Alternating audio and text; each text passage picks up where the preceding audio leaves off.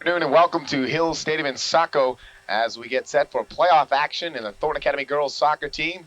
Lady Trojans hosting the Portland Bulldogs. They come in ranked number one, had the week bye, been sitting idle for quite some time now. Portland coming in after knocking off number four Sanford 2-0 last week, and a very wet, cold afternoon at Hill Stadium. Hello everybody, Jay Harper along with Jen Davis as we get set to bring you action between the Lady Trojans and the Lady Bulldogs. These two teams met just about 2-3 weeks ago, Columbus Day, and Portland getting the very big win for them, moved them way up in the rankings, knocking off the number one ranked Trojans 2-1, second overtime goal with only 30 seconds left. So Thornton has a little revenge on their side, and of course, this their first playoff game. They got to be a bit nervous today. I've already talked to some of them, and they said that, yeah, they have the nerves going, but I think they're going to do fine. They're pumped up for this. I think since they lost to Portland before, they're more than ready to come back and get their revenge. Now, as far as the weather goes, we've seen this a few times late in the season. Again, very, very cold today, a little bit rain falling. How will this affect the play? We have to be careful on days like this because the ball will skip. They need to be ready to adjust if the ball gets through someone just because of the wet surface. But personally, I like playing on days like this. Anything can happen. It makes for an interesting game. Of course, Coach Scott Nason dressing a lot of his JV and different players, a 20-man, 24-man roster. And he may need a lot of his bench today with this type of weather. Could affect the players. Of course, headed balls will be extremely dangerous on a day like today. That's right. It's not too cold, though, so hopefully that won't affect them too much. Waiting now for our national anthem and a little small delay as we get set to go. Portland coming in on a very nice run. As we said, they got to the number 5 ranking, 10-4-2 total on the season with that one playoff win. And they won their last 4 games of the season, counting the playoff victory over Sanford.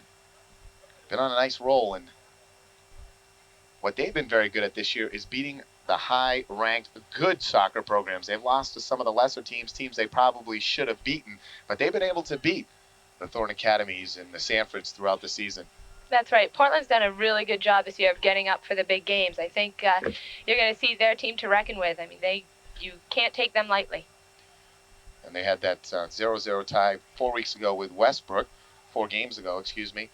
They lost to South Portland, one of those games that they probably should have won, and they lost 3-0. They've knocked off Deering, a very good club.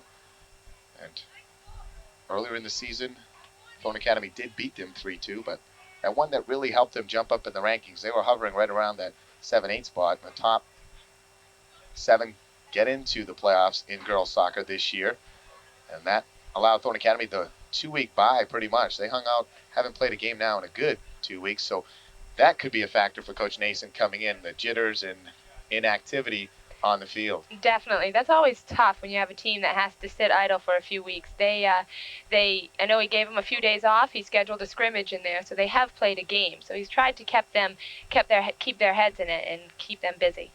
And of course, you look at Thornton Academy's roster. They look for the scoring from Ladakakis, but some of the keys defensively for them will be, of course, Nikki Motiel. She'll have to have a big game. Jen Bogus, the sophomore, has played well in the back, and these people are going to have to be strong defensively today. Definitely, definitely. And Thornton also has their goalie, Amy Tebow, back, who's going hopefully to show them how good she is. She's been out for a little while because she broke her thumb, but she's back now, and hopefully she'll be good for them in the net. Again, small delay. While we have this delay, we'll take a break. We're coming back with Thornton Academy girls playoff action on CTV 30. We're back after this.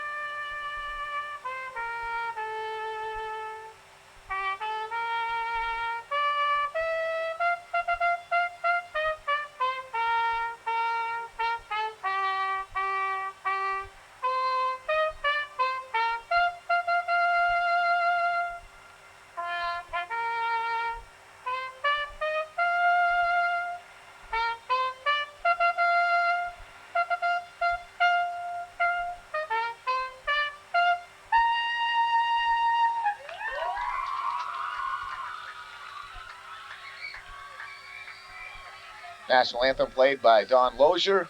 Once again on the trumpet. Wonderful job. And we're just about set now for playoff action between Thorne Academy and the Portland Bulldogs.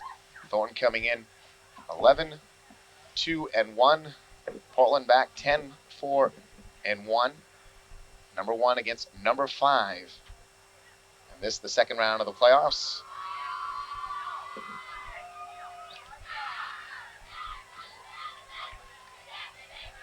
Some of the leading scorers for Portland got to be looking for this afternoon. Rila Case, 9 goals on the season. Chris Moran, 8. Emily Christie, 6. And Kathy Bailey, 4. It's their top goal scorers entering. Of course, Thorne Academy led by Jamie Latikakis. I think it's 22 goals that Jamie finished up the regular season with.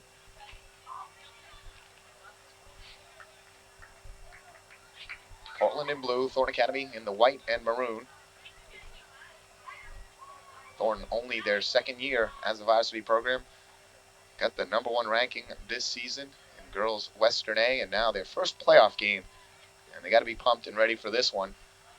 We'll see if any of the nervousness affects Thornton early going.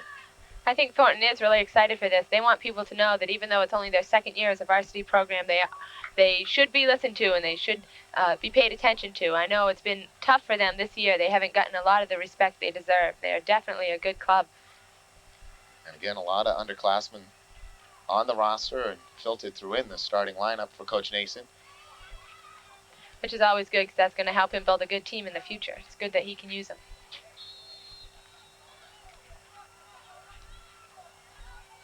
Portland sends it into the zone. Stevens tries to kick it out, goes off Portland's Emily Christie. It'll be a throw-in for Thorne Academy.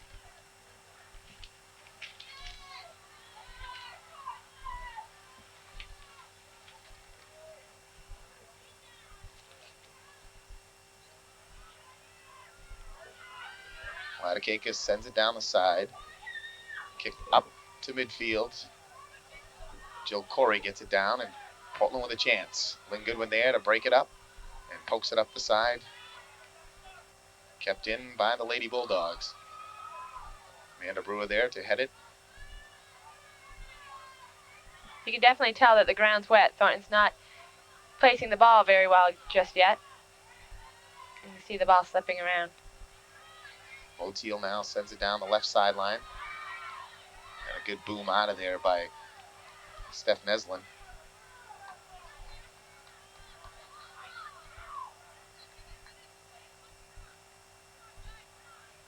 Motiel misses and then restrikes it up for Saucier.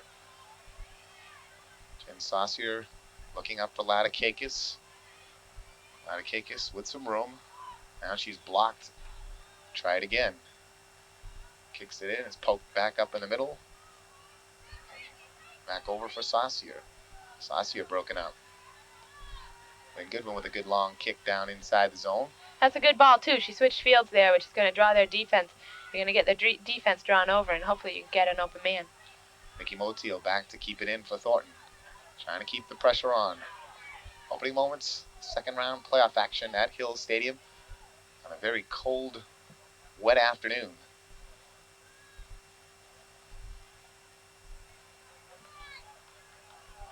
Fortunately, the rain has held off for the most part. Said periods of heavy rain this afternoon, and so far we haven't gotten too much of that. Hopefully that will hold throughout the contest. Portland with a rush up the left side. Emily Christie, number 7, working, sends it back in the middle. Kick in on T-Bolt. T-Bolt makes the save. Amy will punt it up the field. A good block head in the middle by Kathy Bailey. Thornton gets it back up to Latikakis. Latikakis trying to send it across. Just like that, you got to be ready for the ball to go through when it's wet like this. She could have been right on it. Looking for Sherman, and Sherman couldn't quite get there. Broken up, and a chance for Portland. Motiel comes back in and makes the play along with Carrie Bolia. Ordinarily, on a play like that, Carrie could have passed the ball back to the goalie, but with the new rule, the goalie has to play it with her feet. Portland with the first corner kick of the afternoon.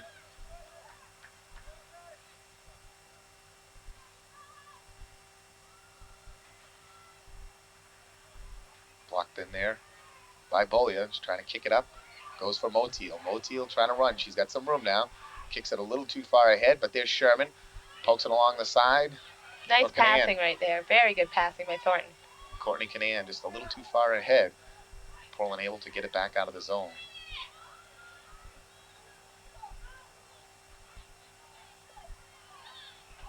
Back comes Portland.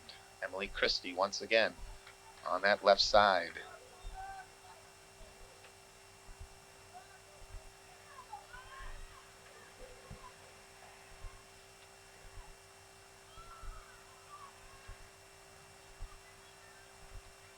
Motil able to kick it out. Gets it up for Ladakakis. She has Sherman on her left.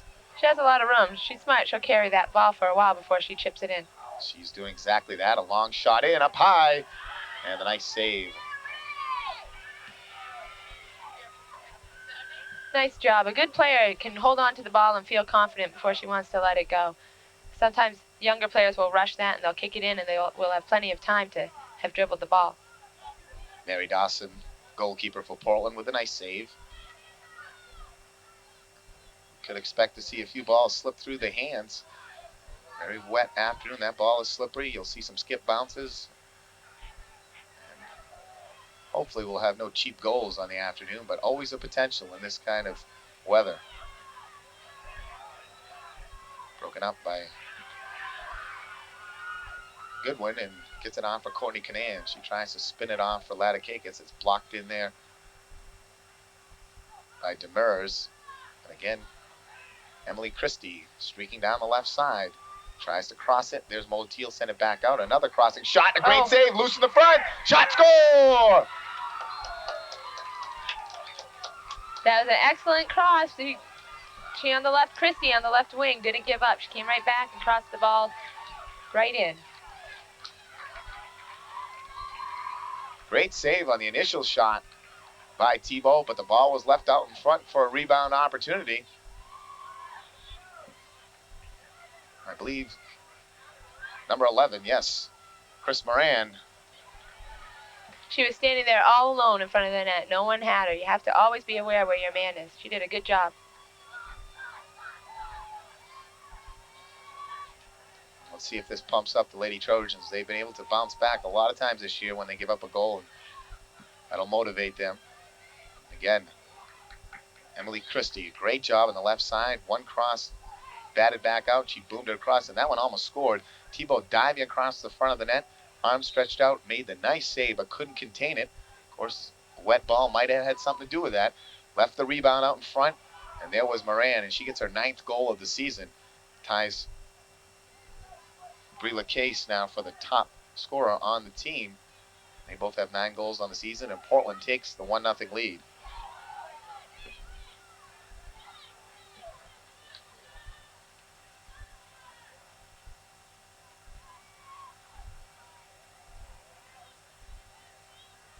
Courtney Canan with some room.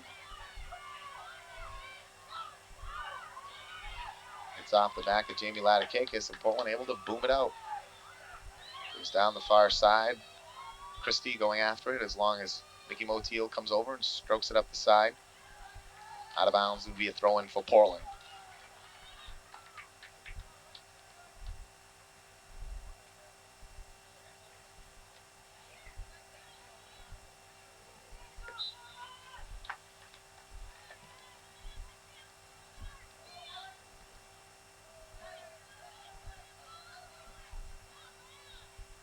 Kelly Stevens kicks it off Christie. It'll be a throw-in for Thornton Academy.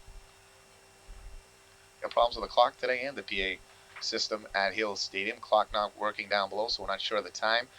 And the PA system has been down. They're working on it now.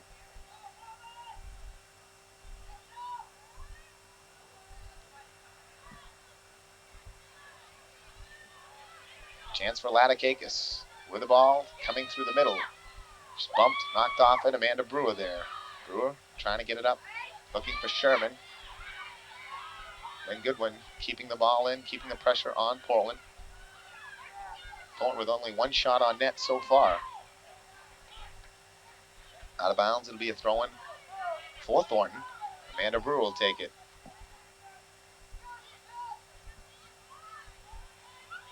Lynn Goodwin takes the long throw and a good toss in. There's Portland to kick it out, give themselves some breathing room. Sarah Cooper trying to keep control.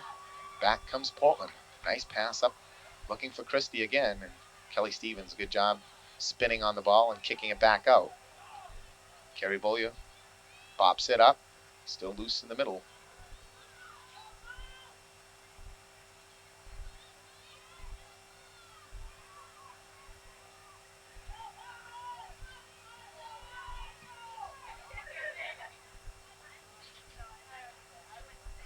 Good cross again, loose in the middle. Nikki Motiel able to run out with it. Yeah, Nikki did a good job right there, being very aggressive right in front of the net. Excellent job. Christie has a good cross from the wing. They're going to have to stay right on her. Another long kick in, and Thibault coming out. And again, that skipping ball, very dangerous. And you see Amy Thibault muddied already. We're just about 8 minutes into this contest.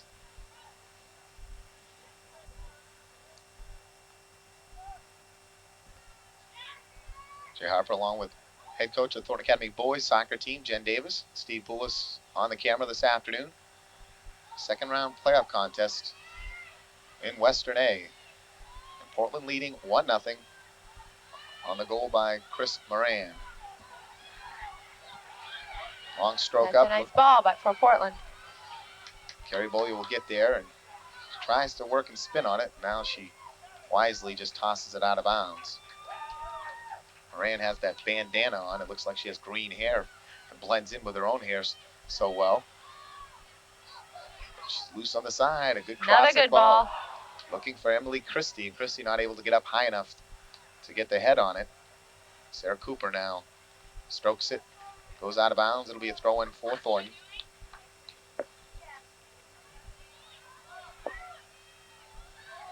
Courtney should hold on to this ball for a while before she lets it go. Long pass looking for Sherman. Skips on the wet field again. Sherman trying to keep it in bounds. Looking back for Brewer. Kicks it a little too hard. And Goodwin, a good job coming in the middle.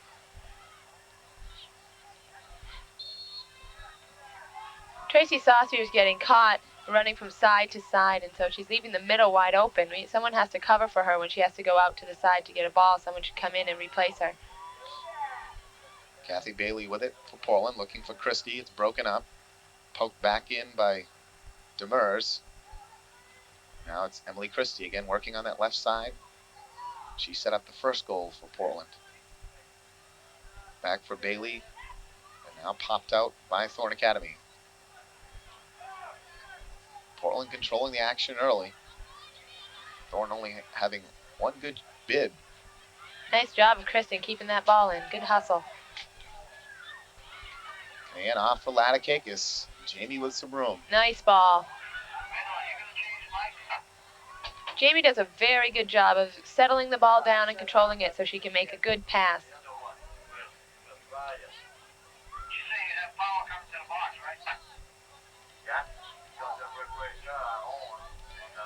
It'll be a throw-in for Portland.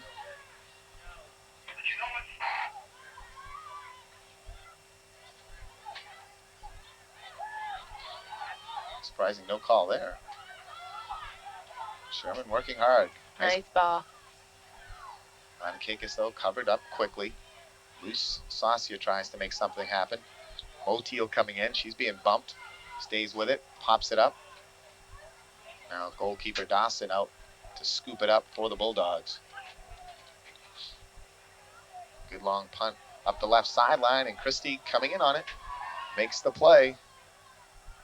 Carrie Beaulieu over. Not doing enough with it. Portland now using good passing and control, trying to set something up. Portland's also doing a good job of keeping its wings wide. They're able to get free and get the ball. Knocked out of bounds by Portland. Ladakakis looking for the throw-in. Loops it up the sideline for Canaan. Bounces back for Cooper. Cooper sends it down, and Dawson will let it roll over the end line.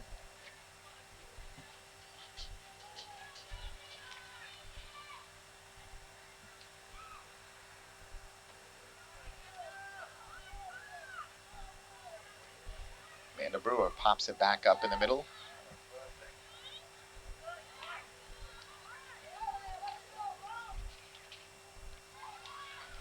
Ball in on Dawson. She makes the save, looks back at the goal and says, would that have gone in the net if I didn't catch it?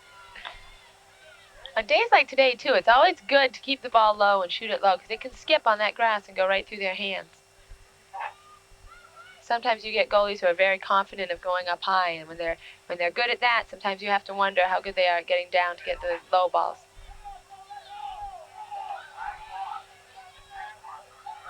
Bring the case with a nice move.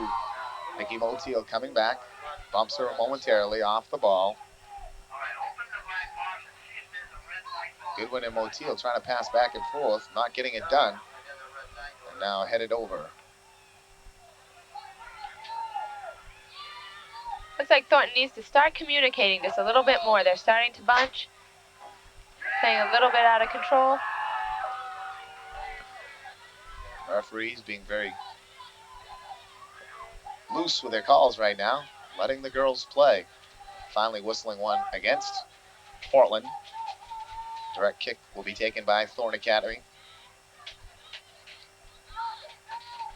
Coach Nason giving instructions now. So Carrie Beaulieu will take the kick. Nice ball. Loops in there, but well played in the middle by Portland. And a bump by Latikakis. Actually, they'll call the hold. No, they called that. They called that on Portland. I thought she grabbed right onto her arm and flung her around, but it's now a big chance for Thorne Academy. Dawson now yelling out to her teammates, trying to get them set up. Beaulieu will take it again. Latikakis loops around, lob up, and it's a little too far over. Thornton had the pick play, trying to roll Latikakis around the backside for a possible head-in, but can't convert.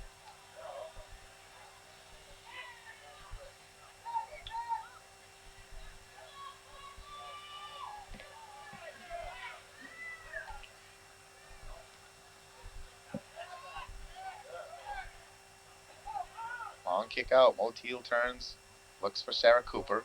Cooper up the sideline, looking for Latikakis, goes out of bounds. Be a throw-in for Portland. 1-0. Portland leads. Played about 12 minutes at Hill Stadium. Again, guessing at this point. Don't have a clock.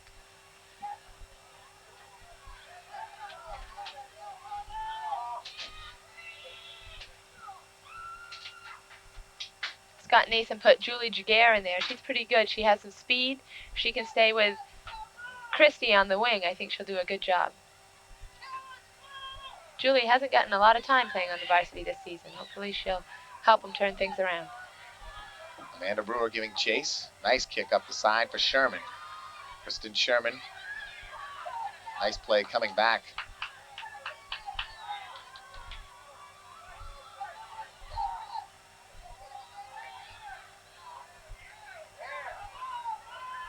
Nice long ball in, and Dawson now coming out, makes the good kick out.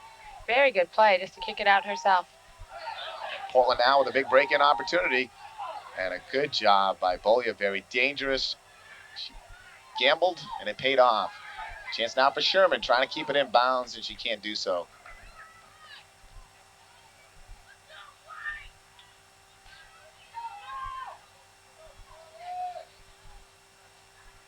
Talked about Portland being a big game team, and this a big game, second round of the playoffs, and they're playing superbly.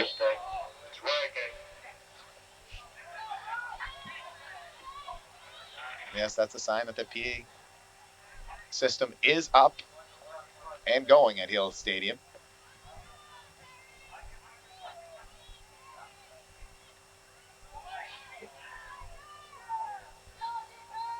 Indirect, again, Beaulieu will take it. They loop Latikakis around. That's a nice ball. In the middle. And Latikakis had to control it off her knees and tried to get the ball down so she could kick at it. And when it bounced off her knees, it went right in on Mary Dawson, and she makes the save. That was a tough one. That was close. That's a very good play, though, having Latikakis loop around like that. She's pretty good at getting herself open. Emily Christie down the left side. She stops.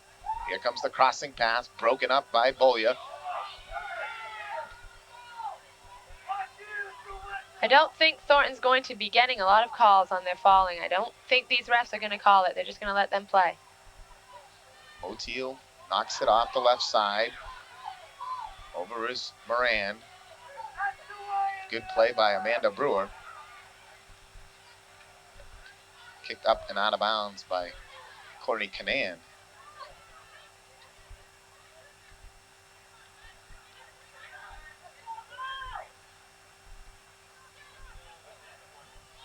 Amanda Brewer can't keep it in bounds with the kick. Pulling with the throw in. Loose. Right there again. Motil and Goodwin have to communicate. Brie LaCase taking the long shot. Goes over the end line. It'll be goal kick for Thornton, trailing 1-0. Kelly Stevens returns, giving Lynn Goodwin a breather. I've yet to see some of the sophomore players that usually get a lot of PT. Jen Bogus, 1. Jen Roberge, 2.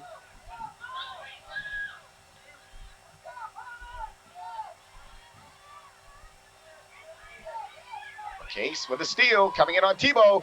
Shot, score! And Thornton Academy's down 2-0.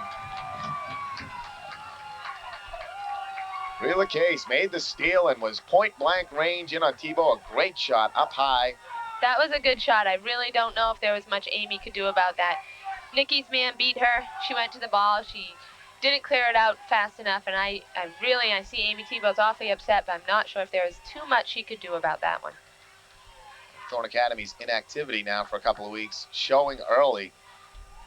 Hate to make excuses, but a wet day, not playing for 2 weeks, that's the problem with getting that #1 ranking. You don't play your way into the playoffs. You sit around and wait, and Portland has played themselves into the playoffs by winning the last 4 games, knocking off #4 ranked Sanford in the first round, 2-0, and then they come here to Hill Stadium, and they're ready to play. They're in game shape. They have their game faces on. Thornton now trailing 2-0 midway through the first half. Latikakis sends it up the side, broken up. Still early in the game, though. I can see a lot of things happening. Maybe Thornton can go ahead and get with it. 57 of the first half. Rila Case, unassisted.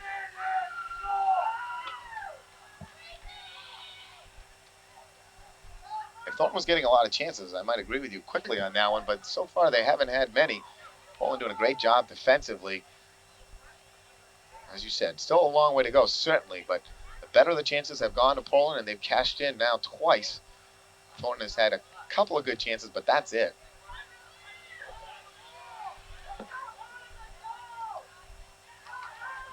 Rila Case saying to Chris Moran, well, you tied me for the team lead in goals. I'm going to take it right back. Her 10th of the season now. 20 minutes remaining in the first half. 20 minutes.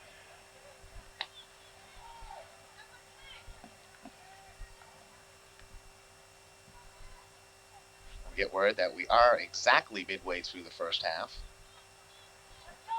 Just under 20 minutes of play now. Thornton trailing 2-0. Deep inside the zone again are the Bulldogs. Kicked up. Sherman now gives chase. Has time to get around the ball. A good job kicking it in. Very nice ball, too. Very nice Looking pass. for Brewer, and Brewer unable to make it work.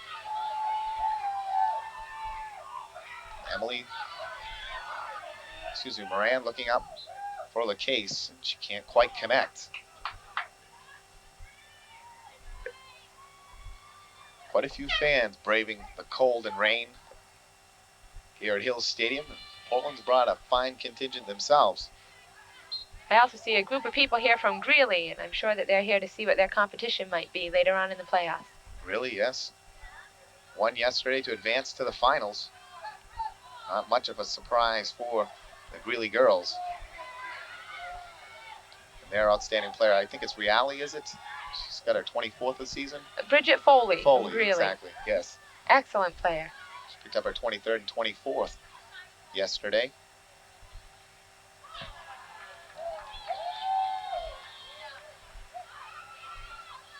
Missy Roberge now into the lineup for Coach Nason. Kick up, looking for LaCase. She can't control it. Thornton will get the throw in back. Kelly Stevens will take it. Looking up for Roberge.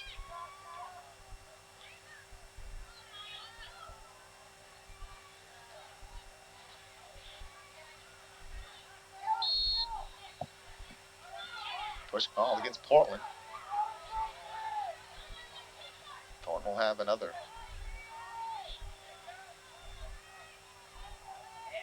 Stevens line drives it. Goes off the body.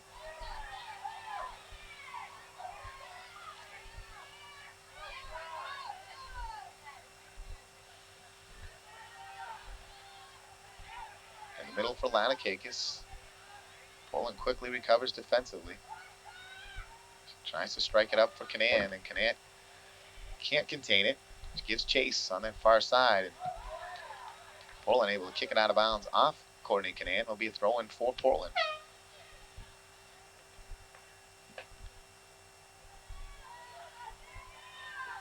Coach Trevor Hughes makes the substitution. Brings in Danielle Demers. She returns to the lineup.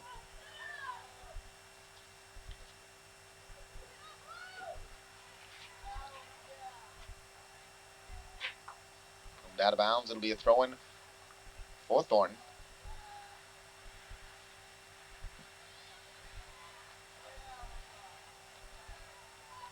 Thornton able now to keep it in Portland's zone for a little bit of time, but not able to get anything going.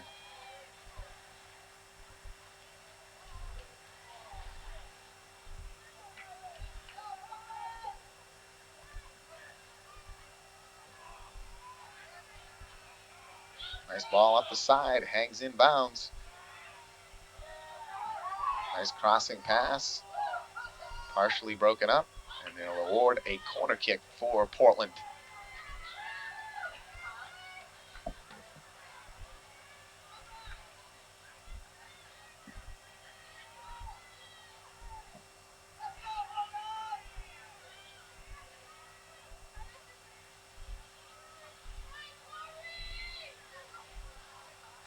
That'll be another corner. Ball that didn't look like much when it went off the foot. Came very close to heading towards the net. Heather Basso, number 20, taking the corner. She strokes another one. Nice ball in the middle. It's loose. Kick. And a great goal save by Kelly Stevens right there, covering for her goalkeeper, Amy Tebow. And that was inches from being 3-0 Portland. Kelly did a great job staying where she was supposed to be on the post. That's why you put people in there. Sometimes they move, but Kelly did exactly what she was supposed to do. Big play and a chance again. Case trying to make it happen. Moran with a steal. Tries to work. Stevens stays right with her. Kicked up and out of bounds. They give the throw in for Portland. Portland, great chances and certainly making it happen in Thornton's zone. Remaining in the first half. 15. Ball goes out of bounds. It'll be a kick for Thornton. 15 minutes now remaining in the half. Now Coach Nason will send in sophomore Jen Roberge, and out will come sophomore Amanda Brewer.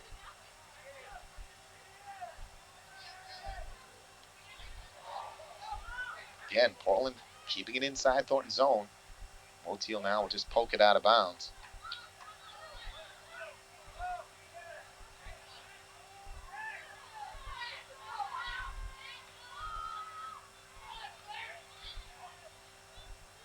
Roberge takes the other throw in, and it goes off the head of Bailey. Bailey, again, her third one in a row. Looking up for Malcolman.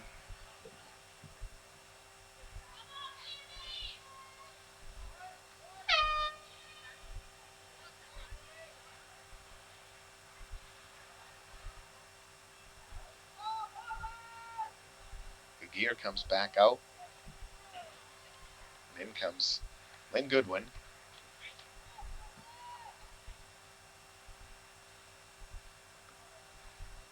Crowd very silent at Hill Stadium.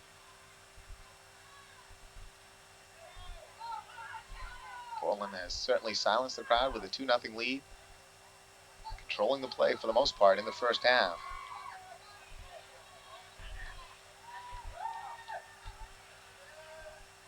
Nice booming ball up the side for Emily Christie. Again, there she is. She has good moves. Oteil over to break her up momentarily. And now the ball kicked up towards midfield. Portland able to punch it back in. There's Moran in the middle.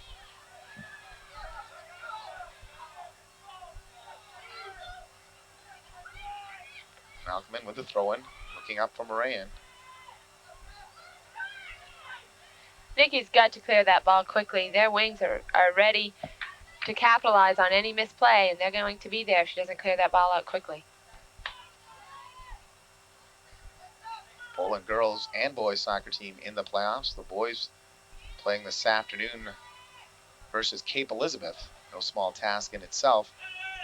Cape's great prowess in Western A soccer. But Portland with an upset victory the other day in their first round playoff match. They're still in it. The girls in and moving. And unfortunately, the Portland boys football team will not be in the playoffs. That debacle unfolding this afternoon in the MPA ruling that Chevrolet did in fact use an ineligible player. They strip Chevrolet of a victory versus Marshwood. Marshwood gets the win. They get in. Portland sits home for the year. And I'm sorry, folks. That is a travesty and just a shame to see something like this happen in high school football. There's no need of it. Portland won the games on the field that they needed to be in the playoffs. Marshwood lost every chance they had to get in. They blew a game to Chevrolet in overtime. They lost to Westbrook in the final week of the season. Had they just beaten Westbrook, they're in. They lose. Westbrook gets in. And now Marshwood, with only 2 victories on the field, get into the playoffs. Lynn Goodwin with a handball right there, so Portland's going to have a kick in front of the net.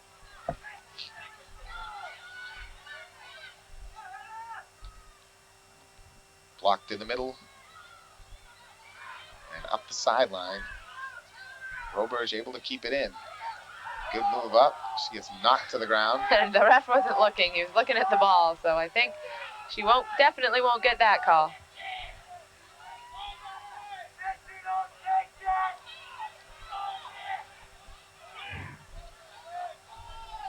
I thought it was at least a white throw-in. He turned his back completely to the play, I think. He's looking up ahead. The referee's starting to lose control of this one. He doesn't seem too willing to run up and down the sidelines. I think Coach Nathan should have had him out here conditioning with his team. Maybe he'd be doing a better job. Scott's talking to him right now, letting him know what he thinks. And he gets a warning.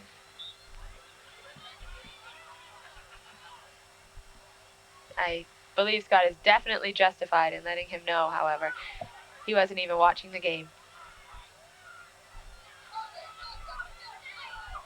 Roberge sends it back in the middle, looking for Canan. Canan can't contain it. Boomed out of there. Jill Corey with a great ball. Carrie Bollier just a little bit lazy with that and almost had it stolen again by Bleila Case. In the first half, 10 minutes. 10 to play. Thornton trailing 2-0. Second round of the playoffs in Western A. Thornton's first contest. They got the bye, being number 1. Only 7 teams getting in. Maybe this bye system isn't all it's cracked up to be. I'm sure if Thornton can't come back in this one, they're not going to like it too much.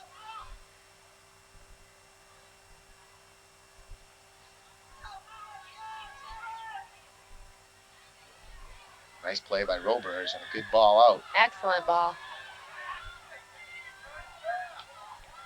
Blocked in the middle, and a chance again. Courtney Canan coming. And the goalie's way out of net, too. And a good play by Jill Corey, number 4. Got back. It's Jen Roberge giving chase in there and almost came up with it. Ball in the middle, it's loose.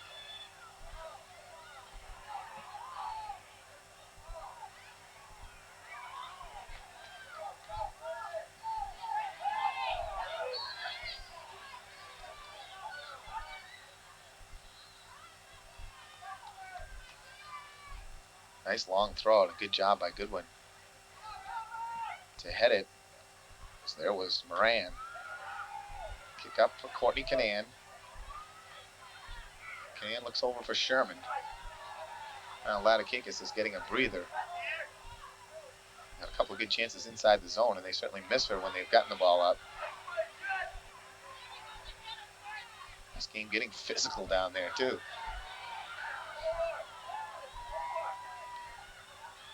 Tracy Saucier now pokes it up, falls down. Roberge with a kick in. Everyone giving chase. And sliding down is Dawson to make the save. Right in front of Courtney Canaan. She punts it up the side. Moran for LaCase, and Motil will poke it out of bounds.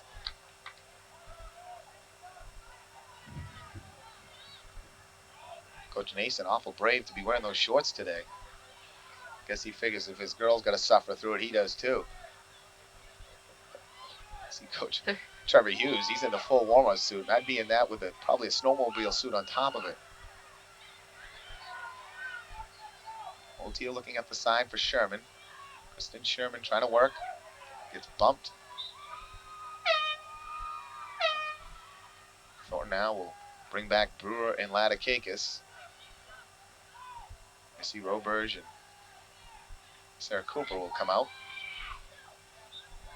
Thornton really needs to get something done before the first half ends. Maybe poke one in. Tough going to the locker room down 2-0. Certainly can ill afford to fall behind by 3. Loose in the middle for Latikakis, but can't quite get to it.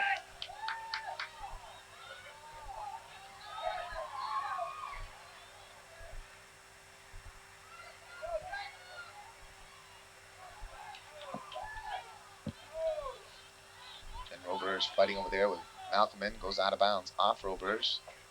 Polo won't get a second consecutive throw-in on the side. Sarah Malcolman, a junior, will take it for the Lady Bulldogs, leading 2-0. Goals by Moran and LaCase.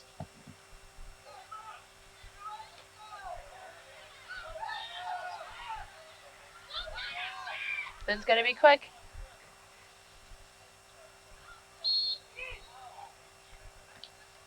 Late whistle, ruling that ball out of bounds. It'll be a throw-in for Portland.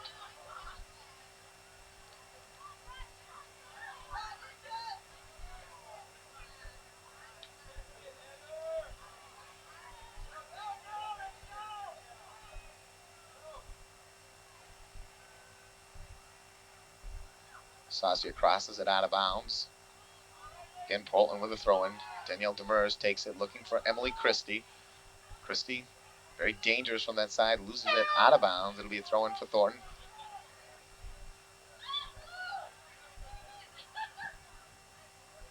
Lynn Goodwin was looking a little tired. It's probably a good thing he got her out of there.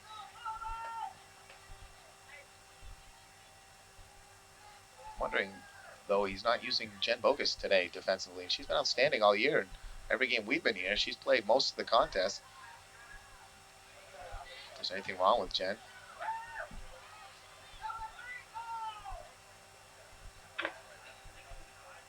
Remaining in the first half. 5 minutes. Down to 5 minutes to play in the half. Nice crossing ball in the middle. Oh. Bumped in, score. Again, a perfect cross. Portland's doing a very good job of crossing the ball, and Thornton's not being aggressive enough in front of the net. They need to take some chances and get the ball out of there. The refs are letting them play physically. They should just go ahead and play tough.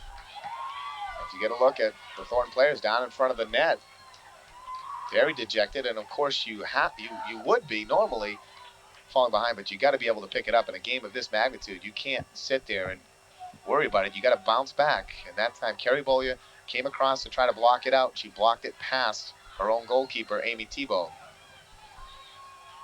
And Emily Christie will get awarded the goal on that one. So Portland's top 3 scorers now all have goals. And again, as we said, Thornton could really ill afford to fall behind by 3. They have. And now it'll be a long, long climb back because Portland can just sit back and play some defense now. Portland goal at 35-12 of the first half by Emily Christie.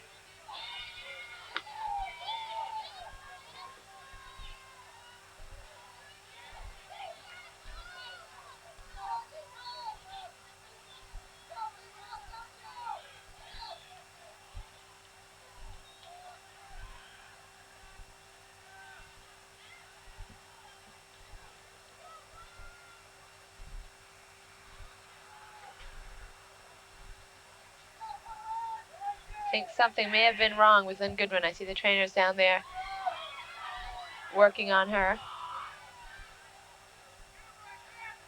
Maybe she sustained a cut. Looks like they're applying something just to her left knee, like possibly picked up a cut. Loose. Thornton with a chance. Shot in. Skips in. And Dawson right there will cut down the angle and make the save. Booming ball up.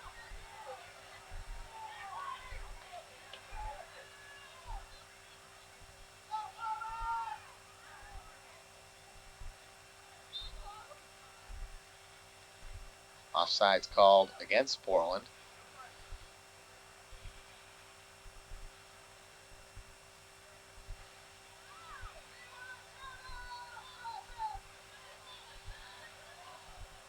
Both Thornton players and fans are stunned right now. They trail 3-0 under 3 minutes of play in the first half.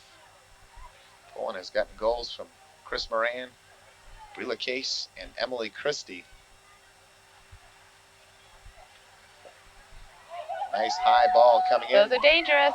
Dawson can't make the save. Now she'll dive on it as Courtney Canan fights with the ball. She does a good job of staying right on the goalie. The goalie dropped the ball and couldn't quite get to it, so Courtney has every right to be right there in her face.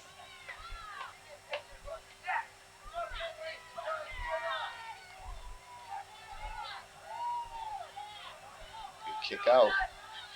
Rolling along the wet grass.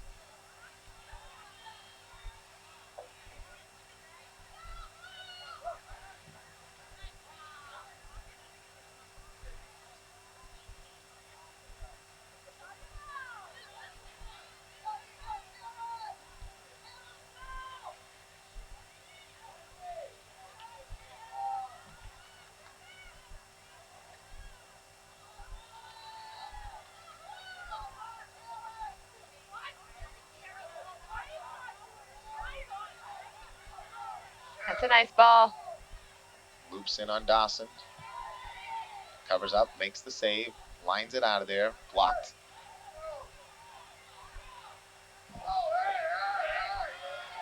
I can't believe no call there. Me either. That was like a dangerous play. Her Oh, foot my was right goodness. up around Saucier's head. It was more than dangerous. Nice move by Latikakis. Nice move. Her best chance. And she waits just a little too long, and it's blocked out of bounds. Latikakis is unable to get on track this afternoon. Not sure if the wet weather is affecting her chances, but you would have to think it has slowed her. I think it slowed her down, but I still don't think Thornton's gotten the ball up to her very much. 1 minute remaining. 1 minute. Portland's done a fairly good job of keeping her ineffective. Good job by Amanda Brewer getting back, making the play, trying to make something happen. Comes out of there with it. Runs into another Portland defender. It seems like Portland's got 2 players for every one of Thornton's. They've just been there all day. Counted the players down there. Is Portland using the proper number? They got a couple extra going. No, they sure have 10 out there, plus the goalie. They're all set. Under a minute to play in the first half. Portland leading 3-0. Jay Harper along with Jen Davis. Steve Poulos on the camera. Jen Roberge now trying to... That's a handball. They don't make the call. This referee is really botching him, and he doesn't want to call anything. I think so, too. Something definitely needs to be said to him. He's missed a lot of calls. There's not a lot of time here, so they have to hurry on this. But less than 10 seconds. Good ball, hit it in the middle. Can anyone get a kickoff? Motiel coming to it, and that'll do it in the half. Coach Nason trying to pump the troops up. Hang in there. Trying to keep their heads up. Portland 3, EA 0. He's going to have a talk with his goalie, make sure Amy doesn't get too down. Hopefully they can stir up some excitement for this second half. If you get a look at the goalkeeper, Amy Tebow, not only has she been victimized 3 goals, and most of those, all 3, I would have to say, she really didn't have much of a play on any of those. And she's muddied, wet, got to be cold, grabbing the warm-up gear now as they head back to their goal to talk things over. Trailing by 3, number 5 ranked Portland Bulldogs over number 1 ranked Thornton Academy, 3-0. Goals by Chris Moran, Brila Case and Emily Christie. And they have the lead as we head to the locker room after the first half. We'll take a break and be back with second half action right after this. CTV 30 is proud to present Thornton Academy Soccer, and it's all made possible thanks to the following great businesses.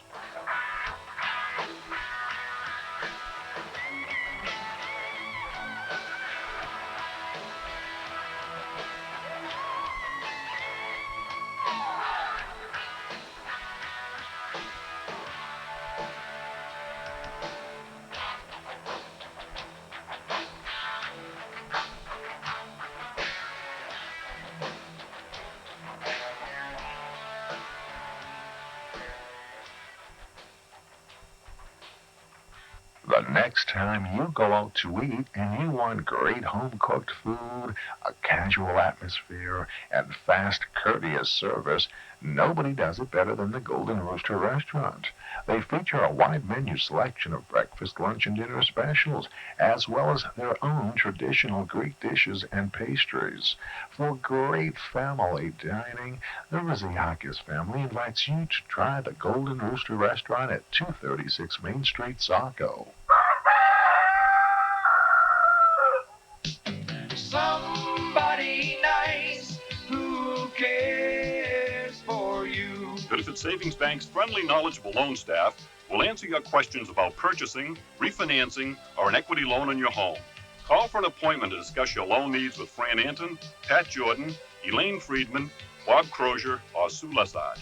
Somebody nice, Benefit Savings Bank. Member FDIC, Equal Housing Lender. This fall's new and exciting hairstyles are being created today at His and Hers Hairstylists in Saco. Their large and talented staff of professional hairstylists are trained in all of the latest techniques. And with today's hectic schedules, they know not everyone can make an appointment, so walk-ins are welcome even on Mondays. Their variety of services, their location makes His and Hers Hairstylists the logical choice. Edward McDonough from the Fallen Road, I believe. On November 2nd, Ward 3 voters have a fresh alternative in Ed McDonough Jr. A longtime follower of city politics, he favors sewering the entire Portland Road, a waste treatment plant that generates its own revenues, and he strongly favors public education for all of Saco's children, favors accountable and common-sense city government. Make your vote count. Vote Ed McDonough Jr., Councilman, Ward 3.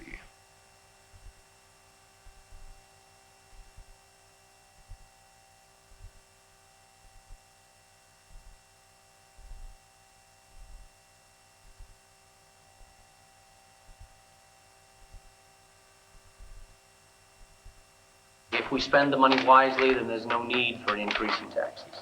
The city council seat for Ward 2 is too important a position to leave to just anyone. Luckily, Councilor Les Smith is not just anyone. He's been instrumental in securing for North Saco a new fire truck and greatly increased police patrols. Twice in the last 4 years, he's been voted by his fellow councilors to serve as Saco's deputy mayor. On November 2nd, re-elect Les Smith for city council. He gets the job done, and then some. Why should the voters of Ward 3 re-elect Councilor Conrad Goslin? Councilor Goslin understands the problems of seniors, young families, and small businesses, and he listens to the concerns of Saco citizens. For strong representation on Saco City Council, re-elect Councilor Conrad Goslin for Ward 3 for Saco.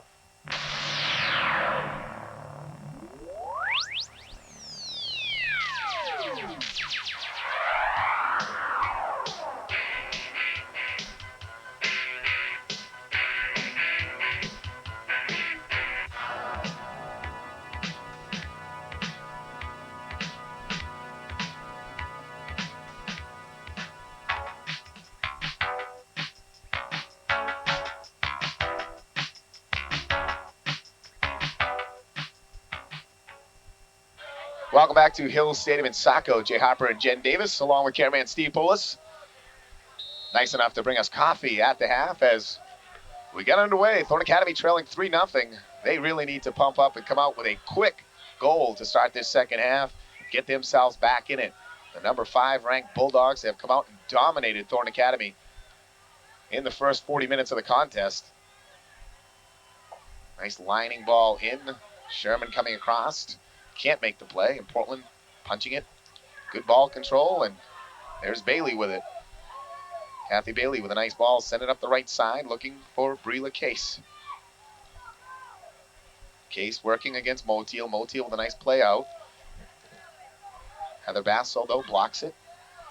And there's Jill Corey. Portland, again, coming in. Playing outstanding. Almost a handball and loose in the middle.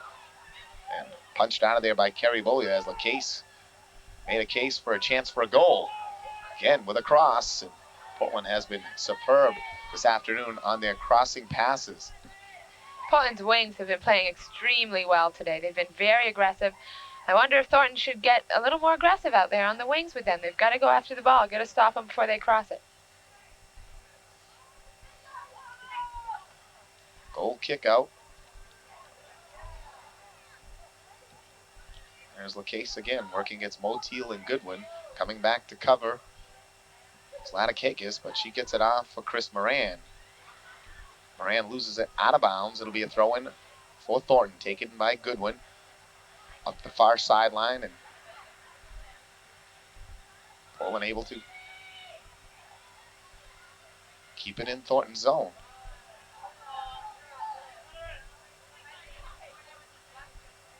Kathy Bailey strokes it down the far side, goes out of bounds. And that's the only good news is that referee's now on the far side. We won't be able to watch him so closely.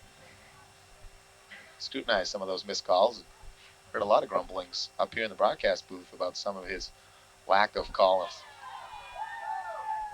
Booming ball out. Christie coming in. Kerry Bolia blocks it. Portland contains it. Bailey setting it up for Emily Christie. Rolls out of bounds.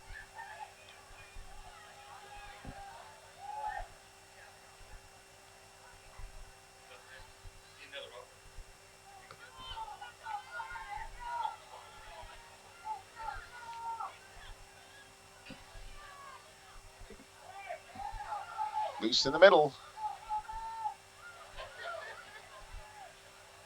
Lynn Goodwin bumping hard into the Portland player. Basso comes out for Sherman. Sherman now, a little bit of room, sends it on the left side, looking for Courtney Canan, and Portland right there to punch it back out.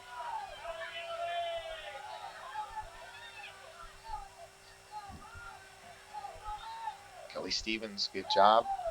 There's Portland covered up. Thornton has really been unable to get on track offensively.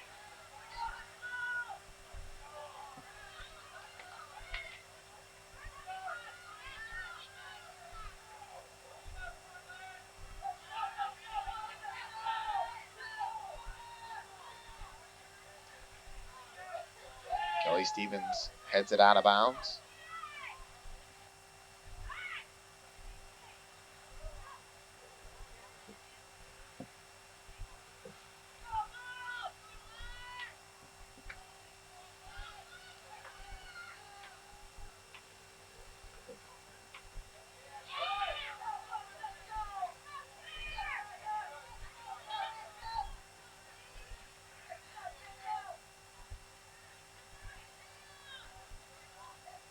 Thornton's only 2 losses this year. One coming at the hands of the Bulldogs on Columbus Day here at Hill Stadium, 2-1. The other one was to Catherine McCauley early in the season.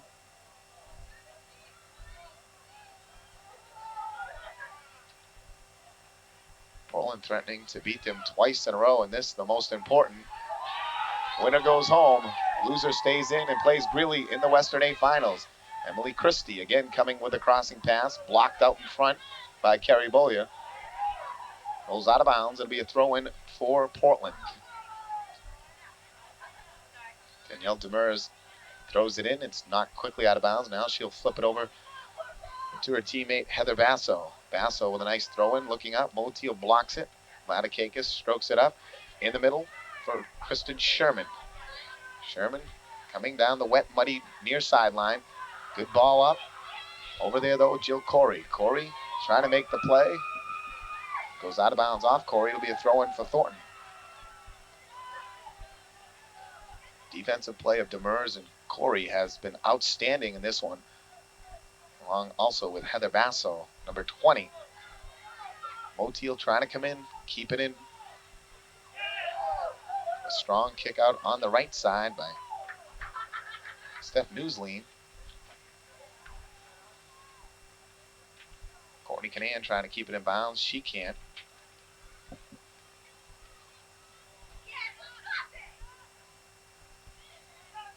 The rain starting to fall a little bit harder at Hill.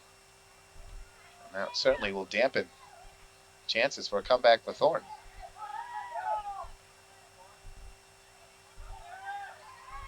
Jamie Ladakakis, their leading scorer, has only had but one opportunity today to come in on goalkeeper Mary Dawson. Ladakakis entering today's playoff game with 22 goals on the season, second only to Foley of Greeley, who now has 24. By far the leading scorers in Western A girls action. Another fine play by Newsland. Portland's defense has been doing an outstanding job, and they've really come together. They've made people who usually score, they've held them to nothing. I think Portland is, after getting their first goal, they just come out and they've played with a lot of confidence.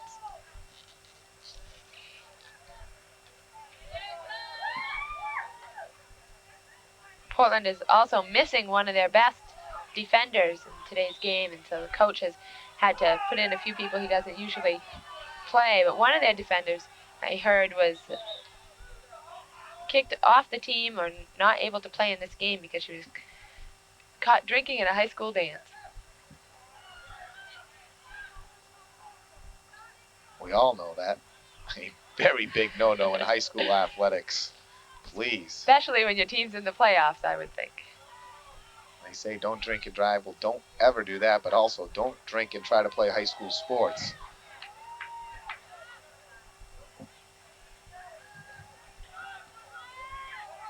Portland leading 3-0. Looks like a handball there, but again, she didn't get the call.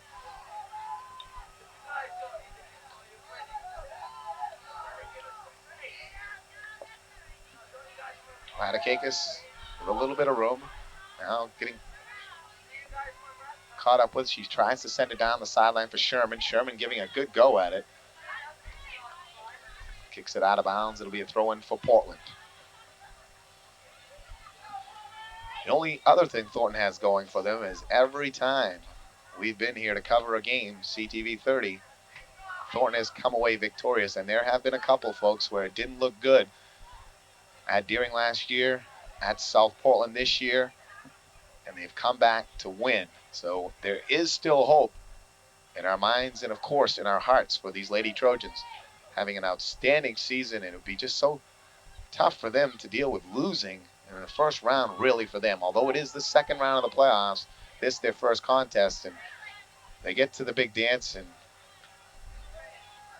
they don't even get up to dance for that long if they are indeed knocked out in this game versus Portland. Still a long way to go, trailing by 3. Again, we have seen the miracles before performed by this team. It's a good ball. Up and Oh! there's one! Lynn Goodwin strokes it from 35 yards out. And Mary Dawson leaping up just over her hands, and again, she couldn't do much about that. Just a perfect shot from 35 yards out. And Thornton Academy on the board. There's the beginning of the miracle. And Thornton still has 31 minutes left to play. Coach Mark DeFrancisco said to me at the half, he said, what are you looking for? You know, I'm saying they still do it. They haven't lost when we've been here. He goes, what are you looking for, Christmas in October? It's of course. Always looking for that. It's cold enough, it might be. Yeah, it certainly feels like it. And Thornton gets their first present. At 9:06, the second half, by Lynn Goodwin.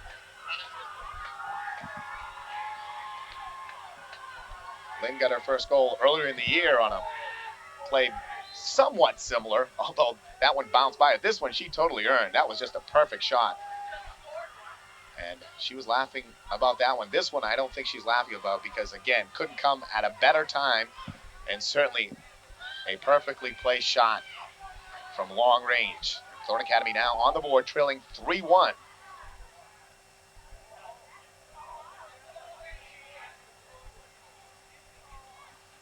Gets the Thornton crowd up and about. As a goalkeeper, you got to just be watching that as it comes in. It's got to be like slow motion, a bad dream. I would think so, and she just couldn't get up high enough to get it. And if you back up anymore, you're inside the net, so you got to stay right on the goal line. Throwing for Thornton. Roberge takes it. Loose in the middle. Poked up, kept in by Saucier. Saucier trying to spin on it. Bumped off it. Moteal now. Thornton. Yeah, she definitely threw an elbow right there. Finally, Thornton got a call for them. Moteal takes a bump back at her. Brila Case. Surprisingly, and Kerry Bolia now coming up to take the shot. Line drive, headed up. Good job by the Lady Bulldogs. Now they can't get it out of their own zone. Blocked in the middle, wind and rain picking up at Hill. Emily Christie blocked by Kelly Stevens. Long ball out, some room for the Lady Bulldogs, but they can't get to it. Portland's ball, and Thornton Academy recovers defensively.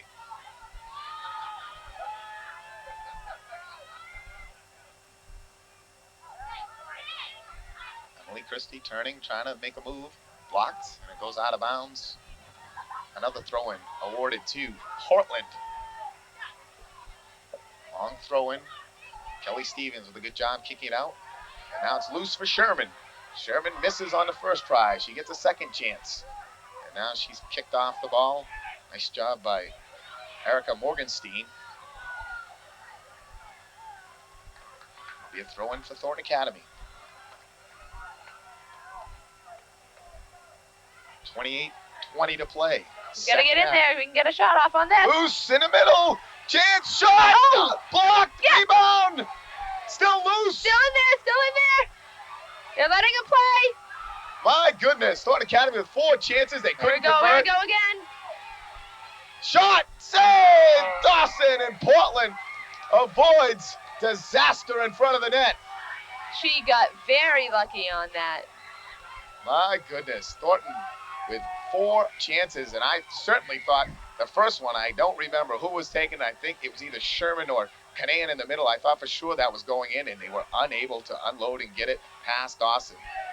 Thornton certainly picking up intensity and fired just wide by Jamie Ladakakis. And now the Lady Trojans certainly feeling their oats, feeling like they're back in this thing. The crowd's picked up too. We can hear them now. They're cheering them on. Hopefully that'll help them gain momentum, keep firing shots. My goodness.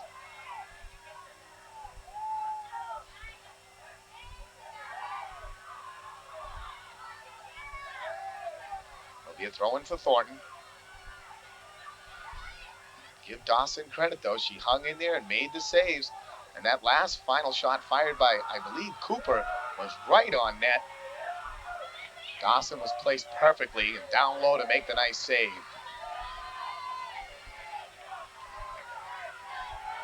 Saucier now taking the kick. With about 27 minutes left to play. Headed and just wide. A good play by the Portland defense. And for a moment, it looked like they headed it on their own goalkeeper, but it was wide. That's a nice ball. Loose in the middle again. Thornton with tons of pressure.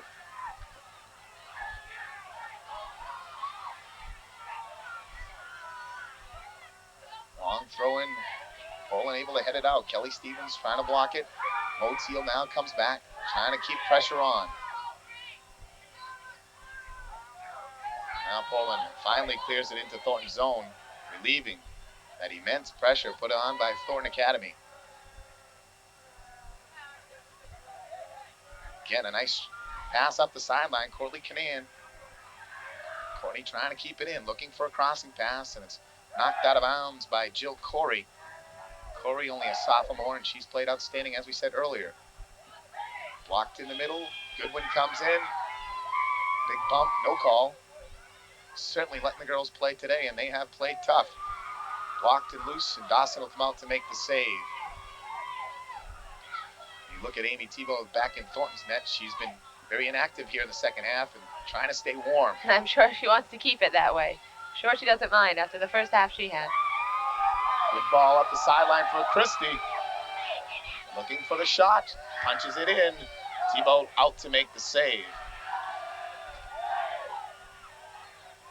Nice kick out by Amy right there. Morgenstein blocks it, passes up. Nikki Motiel punches it along the side, and it's punched right back.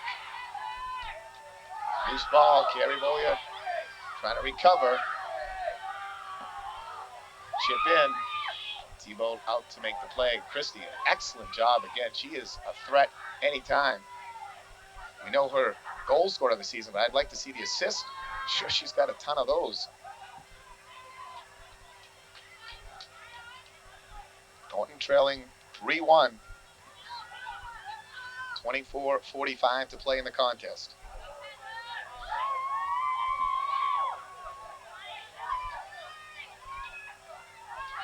Thornton with a breakdown. Here comes Bailey. And Nikki Motiel over to poke it out of bounds.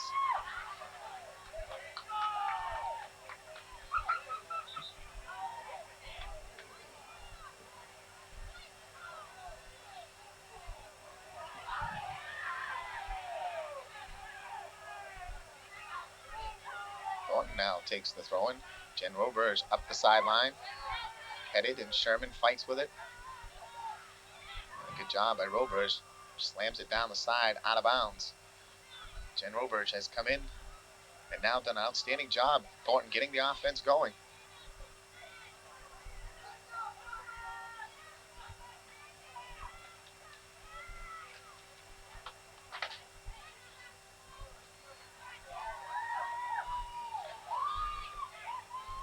Talked about this before in a contest, down by a couple of goals.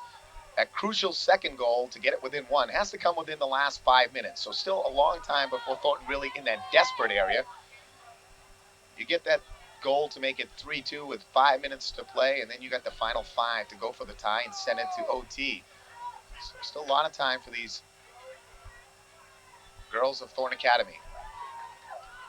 They had certainly 4, maybe 5 great chances moments ago and unable to convert.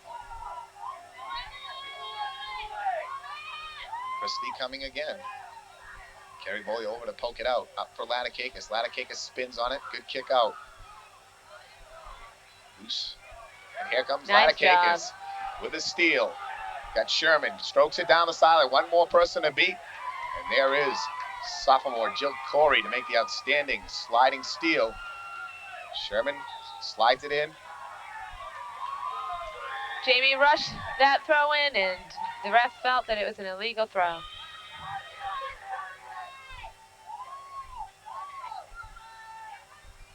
The lady official on the near side of the field. Latikakis called for the improper throw in. Push from behind called against Danielle Demers. Demers only a freshman.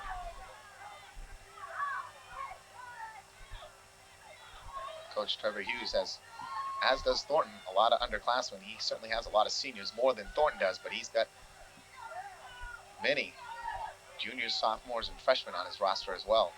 Poked in, and Dawson over to make the save as Latikakis closed in on her. Dawson punts it out quickly. Motiel there to head it. Comes back in to head it again. Boomed out of there by the Lady Bulldogs. Carrie Bolia down. Pokes it up. Looking for Roberge. Now Sherman with some room. She's got That's a nice ball. Latikakis in the middle. A little too far out in front of her. Couldn't quite get to it. Dawson alertly out to make the save. Down to 21:15 to play in the contest. Time becomes a factor. Portland dominated the first half. Thornton controlling the second. But at this point, still only one goal to show for it.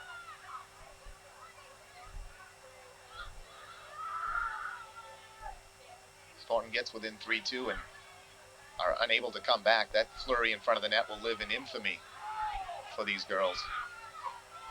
4 different Thornton players having shots at scoring and unable to come out with them. Here comes Christie, and offsides call. No, I think he called a dangerous play on Thornton. Portland's a little upset with that because they had control of the ball. They were potentially on a breakaway, and that ref on the other side of the field finally blew his whistle. Roberge trying to get it out. Nice ball, knocked right back in. Carrie Bolia trying to move it dangerously, but fortunate she got the good roll back to herself. Nikki Motiel now trying to stretch it out. Fires it up and it goes off teammate Jen Roberge. It'll be a throw-in for Portland.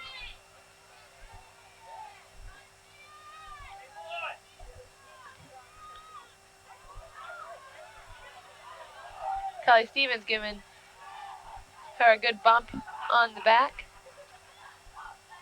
We're looking for the thrill at Hill on Saturday versus Biddeford. We didn't get it, but having a good one here today.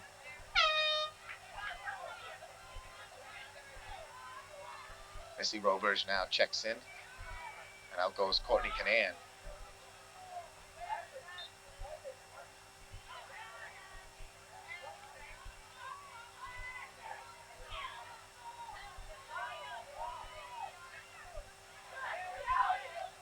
Saucer with a nice kick out.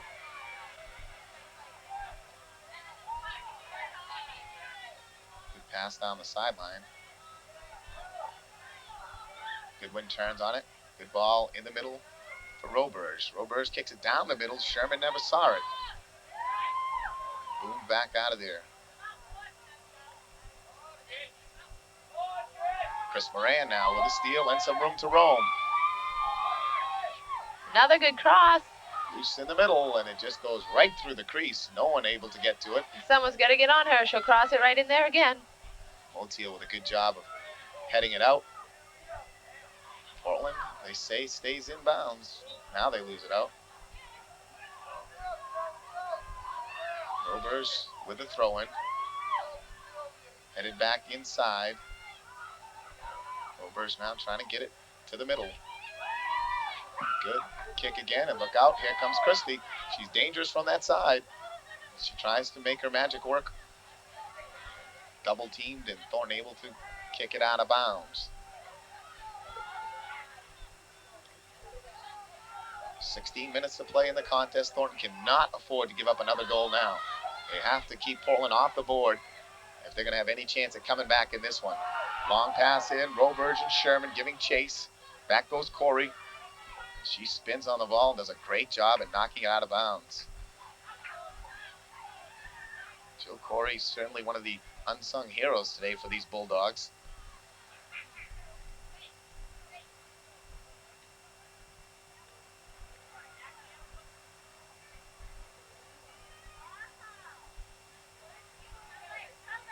You have to wonder at some point if Coach Nason down by the goals would change his lineup and maybe go to a more offensive lineup. We've seen Motiel come up, play offense along with Amanda Brewer when they've been ahead by big leads and give them some playing time. They've been very effective with their speed. And of course, you usually stick with what got you here, but you wonder if he's thinking about that at all. In the middle for Sherman. Portland coming in defensively. It's loose. Motiel. Good kick back in, but it goes wide of the net. And again, it'll roll over the end line. Thornton now looking a little bit tired down there. Coach Nason comes back with Gagier and also Brewer. Stevens and Sarah Cooper will check out.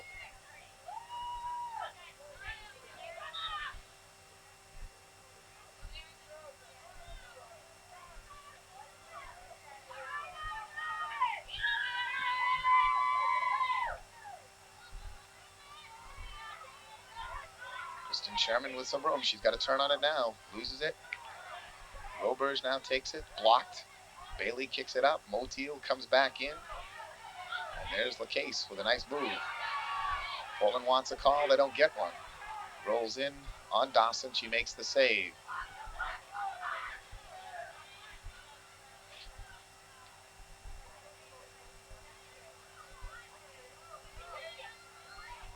Spear now working, and it's poked up. Still in play. Good headed ball down the sideline. Case able to keep it in.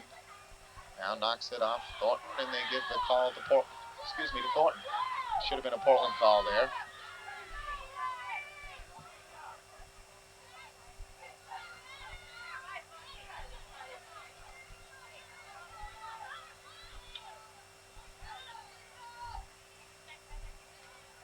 Thornton moving up the side, throwing it out of time. Popped up and out of bounds, and yet another throw-in. Jen Roberge will take her 4th in a row.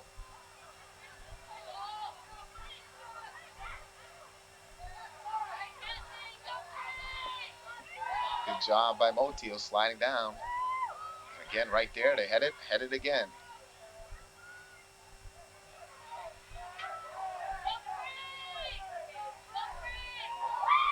Through the case with a steal. Back coming is Lynn Goodwin. Does a great job at hustling back to knock it over the end line. It'll be a corner for Portland, leading 3-1. Now 14 and a half minutes to play in the contest. Thornton getting their second half goal from Lynn Goodwin. Then had a flurry in front of the net, unable to convert. Dominated the second half, but only have one goal to show for it.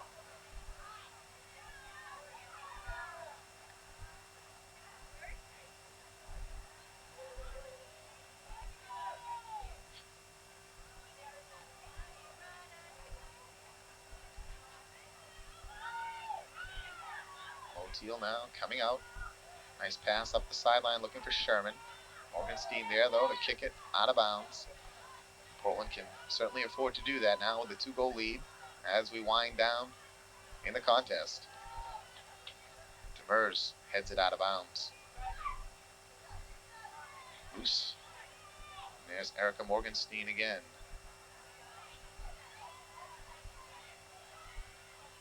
Loose. Roberge trying to get to it. She fights over there. Takes a push in the back. No call. Still loose. Nice passing in the front. Ladakakis and Sherman both. She should cross it right back in quickly. Gets it for Ladakakis. It's loose. Kicked up the side. Portland turns and out of bounds. But it seemed like on that pass, they were surprised to see Roberge get it across, and Sherman and Ladakakis both standing there a little bit shocked that the ball came out in front to them.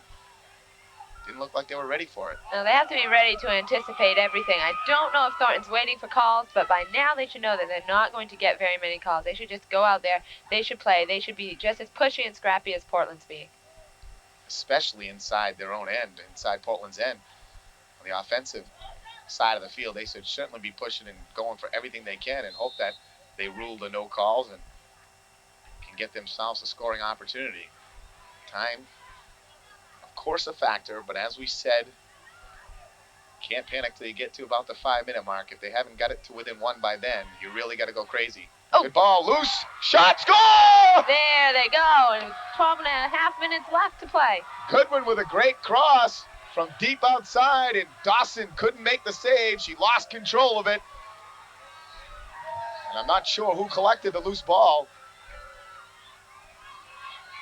The Thorn Academy now within 1. The throw at Hill looking for miracle number 2 on this 1993 season. And Thorn Academy never saying die. This team, behind the coaching of Scott Nason and their will to win, keeps them in every single contest.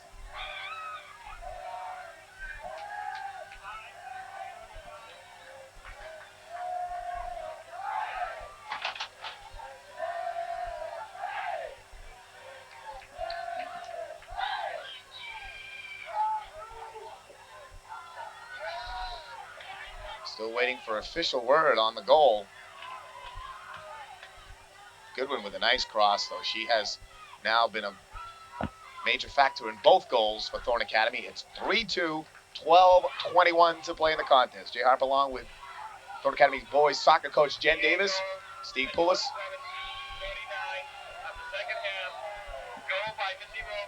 Missy Roberge, number 5 in the middle. The senior gets the second goal. So both goals scored by seniors on this team laden with underclass talent. Deere knocks it out of bounds. It'll be a throw-in for Portland. Thornton cannot let down defensively, though. They certainly got to keep the intensity up. Good job by Latikakis as she spins on it. Loose down the sideline. Sherman giving chase. Over comes Corey. Corey with a nice ball, kicking it out. Thornton keeping the pressure in. Knocked up and out of bounds, and they give the throw-in to Thornton Academy.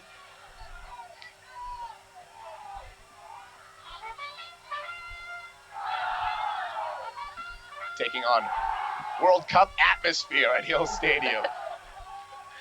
Certainly not. We joke, but it's about as close as you're going to get in this football community. Coach Nason still upset down the sideline. Don't know what he's really upset at, but he is. Motiel has to go out of bounds, and it'll be a throw-in for Thornton Academy. We get the trumpet going and the crowd into it. And Thornton Academy looking for the miracle in October. I've certainly been treated to a couple of great soccer games. Of course, your final game of the season, where your boys just played wonderfully against Deering, a game they certainly should have at least come out with a tie. Unfortunately, they fell to defeat, but what a brilliant performance. You had to be proud of your team, and that's a nice way to end the season. It's not good to end on a loss, but that kind of loss, I think you had to be very happy. Yeah, I think if we have to take a loss, we'll take that one. They played incredibly well. Deering scored in the final 10 seconds of our double overtime, and that's of course very tough, but it showed them you have to play until the end, and I think they did an excellent job. They gained more confidence as the game went on, and I was definitely proud of them. I certainly enjoyed broadcasting that one, and right now, chance, here comes Sherman. Loose ball, trying to get by Corey. She punches it back for Latikakis. A smart move, but Jamie can't quite turn on it. She looks for a call, won't get one. Thornton is not going to get the calls. These refs haven't been calling anything the whole game. Jill Corey, a very rugged physical player, and she's using all of her size and all of her body to stay right in there, not giving Thornton Academy an inch.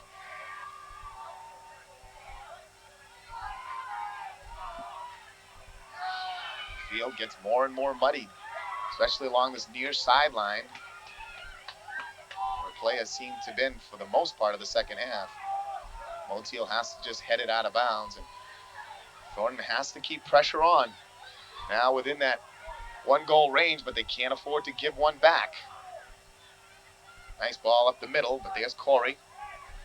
Jill will spank it back in, and Latikakis now tries to keep it in bounds. She does. It's blocked, and a nice pass up for Brila Case.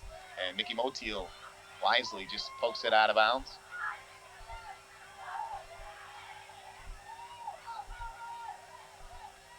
Nice long throw in. Motiel there, though, to head it.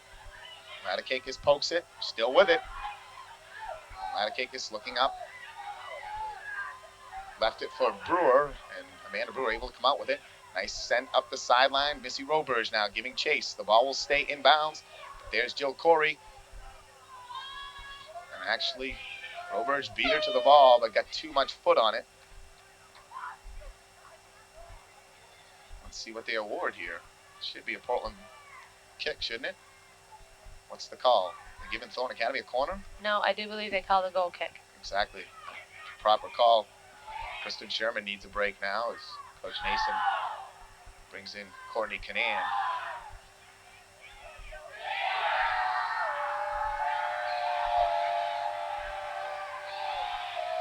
Corey with a good ball up the middle. Saucier heads it inside for Latikakis. Nice ball for Jamie. Nice job.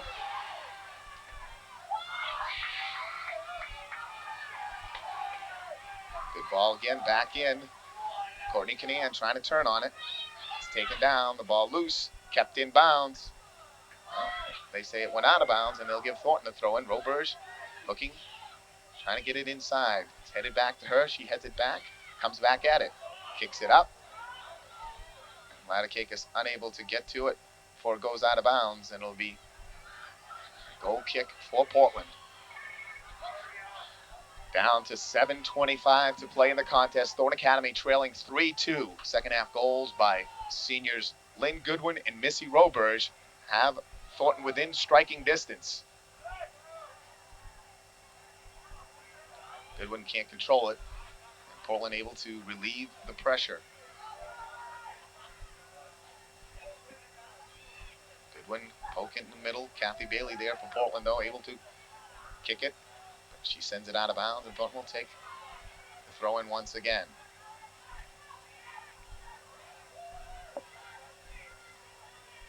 This team will never say die, and they've come back time and time again. Yet to lose a game that's been covered by CTV 30, and we're hoping they can keep the streak alive. Brawl in the middle, and boy, a punch and a throw, and there should be a call there, and they let it go. So now Motiel kicks it out of bounds. Heather Basso took a swing after the play. Goes out of bounds. Here can't handle it.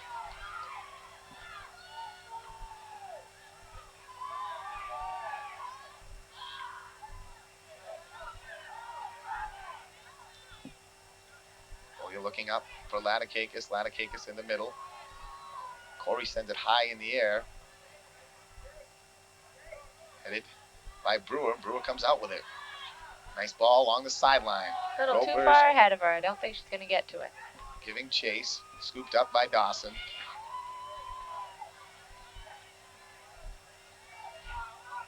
Down to that all-important 5-minute mark where you got to give it everything you got for the final 5. Roberge falls down, sent along the far sideline. Over there, Moran giving chase. Goodwin trying to stay with it. Goodwin with a good ball in the middle, looking for Roberge. Canan there, but they both walk away from the ball. Miscommunication between Courtney Canan and Missy Roberge, and it costs Thornton Academy. Portland able to get a lot of room. The referees will not call anything. They're just letting the girls bang and bump, go for the ball. This will not be decided by a whistle. It would be now a shame if they made a critical call that would cost one team or the other. Loose in the middle. And a chance for Portland. They send it up the sideline, and Bollier comes over. It goes off Emily Christie.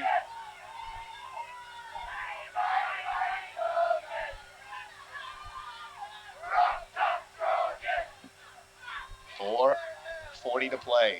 Thornton Academy still trailing by 1 goal. A lot of time, but Thornton needs to keep the pressure inside Portland's end.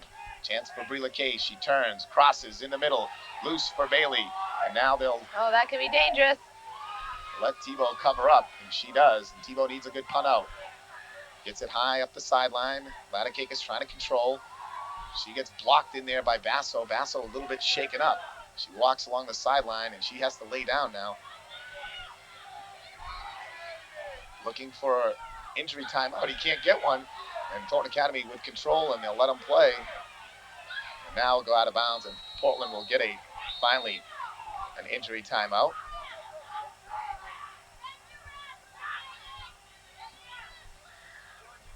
Heather Basso, number 20, down and injured, and now Coach Nason will call the troops up.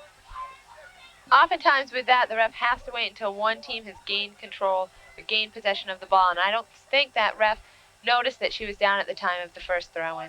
The other ref on the other side of the field, again, hasn't been using his whistle, so I don't know if he saw her either. Well, she staggered towards the sideline. I noticed her, and then she fell right down, right in front of her coach, and obviously shaken up. Maybe got the wind knocked out of her a little bit, it looks like. She sits down on the field, though. They have to stop the game. She has to come out.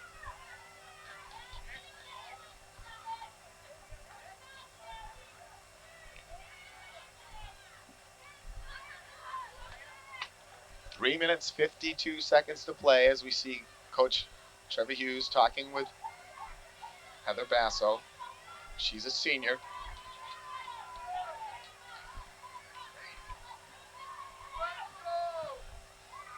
Thornton now looking for the miraculous finish. Keep themselves alive and go on and face Greeley.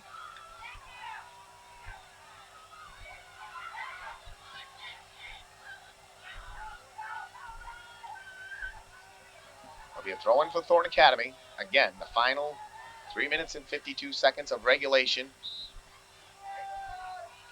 Gear takes the throw-in, looks for Canan. Canan sending it for Latikakis. But there's Morgenstein, and she gets it long and up to midfield. Thornton back with pressure. That's a Looping good ball. ball. And out comes Dawson sliding to make the catch in front of Missy Roberge.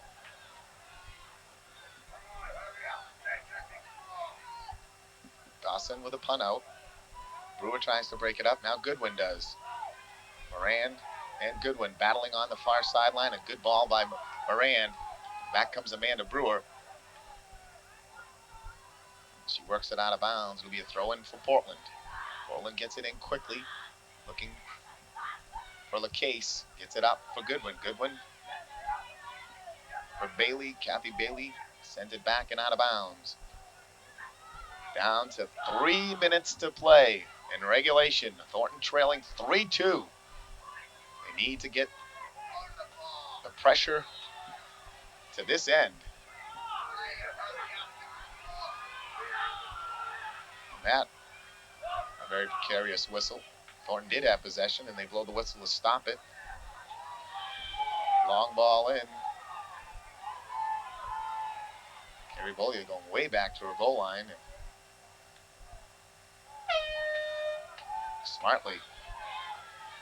LaCase lets it roll out of bounds, and they'll have the throw in. Basso comes back in after being shaken up.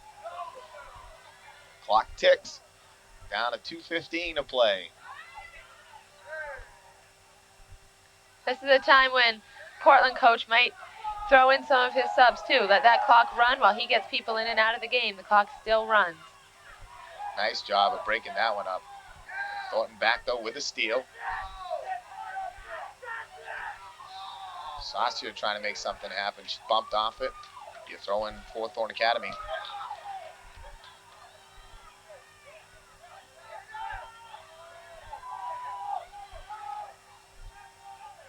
Bollier bounces. Sherman slips.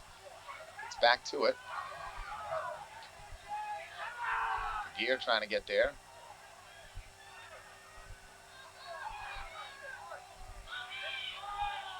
Not able to get any pressure on, and Emily Christie breaking down the sideline.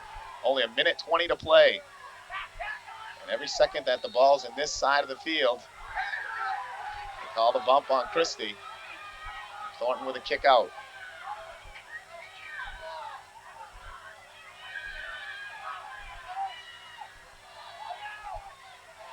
The kick out goes off Thornton Academy. It's a sub. Down to 53 seconds to play. Basso, nice long throw in. Motiel fighting for position. Heads it up. Portland able to keep pressure on, and Thornton really needs something. Loose ball shot in. Tebow makes the save. She's got to get up and kick it out quickly. One last chance maybe for Thornton. Blocked by Goodwin. Goodwin looking for something. Gets it for Saucier. Saucier with a good move in. Needs a big kick up. Kicks it long and up the sideline. Morgenstein coming over, kicks it up and out of bounds. Quick throw in for Thornton Academy. Down at 15 seconds to play. Loose in the middle. Loose kick over, chance for Saucier. They should shoot it. Down under 10 seconds to play. Brewer looking for a final chance. And it's kicked up and out of bounds, and Portland Bulldogs have pulled the upset. Thornton Academy fighting gallantly till the end. But again, that one big flurry back about 7-8 minutes into the second half where Thornton couldn't come up with a goal. Right now, the difference in this one, but a great effort by Thornton Academy. They fall to Portland. Lady Bulldogs will move on to face Greeley in the Western A final. And Thornton closes up their 93 campaign 11-3-1. I think Portland obviously has had an incredible season, but Thornton has, even though it's tough right now, they have nothing to be ashamed of. Like we said, they're a second-year varsity team, and it's very rare that they'd even make it here. They've played incredibly hard, and I know that Coach Scott Nason has put a lot of pride into the program and into girls' sports here at Thornton, and they have nothing to be ashamed of. You see a lot of the players now down consoling one another. Coach Nason trying to get as many players up and just say to them, hey, heck of a job. Gave it your all, and exactly what you said. Nothing to be ashamed of. They played hard till the end. A couple of tough breaks in that first half, and then in the second half, they certainly outplayed Portland but couldn't come up with the equalizer. The 93 season comes to a close for this very talented soccer team. This team, I think, they have a big future. Like you said, they have a lot of underclassmen. Jamie Ladakakis is back next year. Amanda Brewer, Sarah Cooper, Amy Tebow. They still have their goalie again next year. So I definitely think they'll do big things again next year. Well, their senior class, Lynn Goodwin and Missy Roberge, Jill Garland. I believe that's their senior talent right there, and the rest are sophomore, juniors, and some good freshmen on the way up too through their program. And so we looked for them back in 1994, and congratulations to an outstanding effort by Coach Mason's team, and goals on the afternoon by their two seniors, Goodwin and Roberge.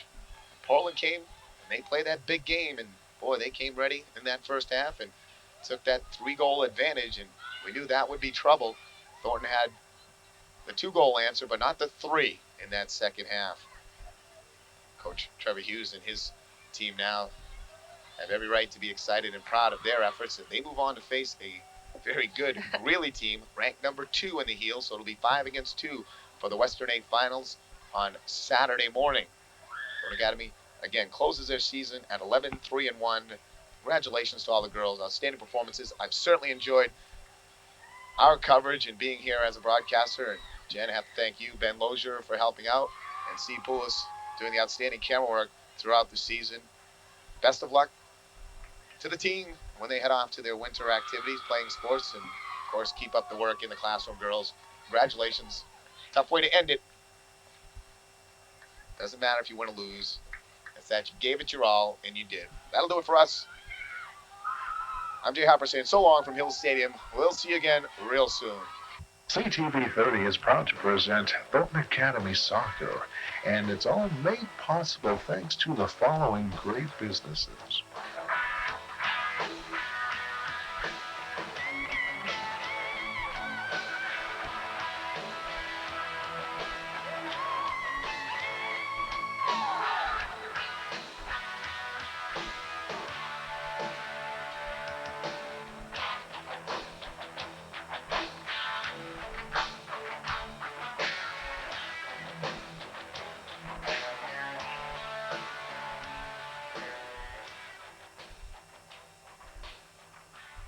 This fall's new and exciting hairstyles are being created today at His and Hers Hairstylists in Saco. Their large and talented staff of professional hairstylists are trained in all of the latest techniques. And with today's hectic schedules, they know not everyone can make an appointment, so walk-ins are welcome even on Mondays. Their variety of services, their location makes His and Hers Hairstylists the logical choice. Somebody nice who cares for you. Benefit Savings Bank's friendly, knowledgeable loan staff will answer your questions about purchasing, refinancing, or an equity loan on your home. Call for an appointment to discuss your loan needs with Fran Anton, Pat Jordan, Elaine Friedman, Bob Crozier, or Sue Lessard. Somebody nice, Biddeford Savings Bank. Member FDIC, Equal Housing Lender. The next time you go out to eat and you want great home-cooked food, a casual atmosphere, and fast, courteous service, nobody does it better than the Golden Rooster Restaurant. They feature a wide menu selection of breakfast, lunch, and dinner specials, as well as their own traditional Greek dishes and pastries. For great family dining, the Riziakis family invites you to try the Golden Rooster Restaurant at 236 Main Street, Saco.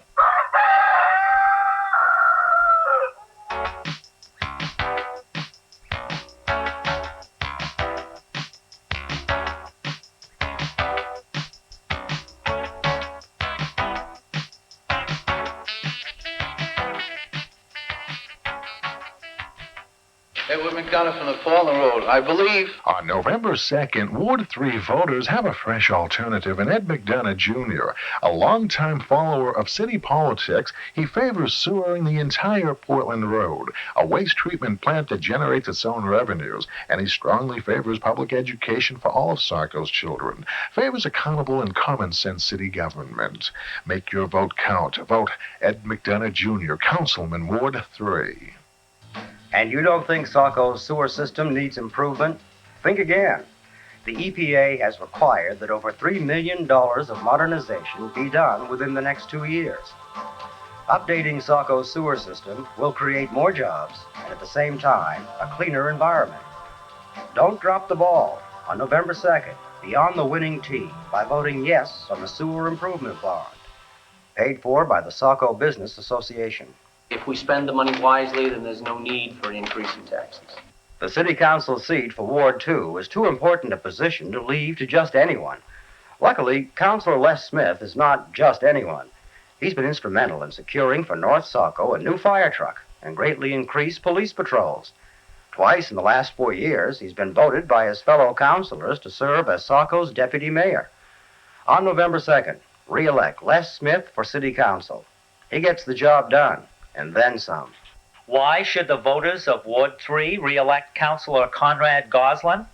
Councilor Goslin understands the problems of seniors, young families, and small businesses, and he listens to the concerns of Saco citizens.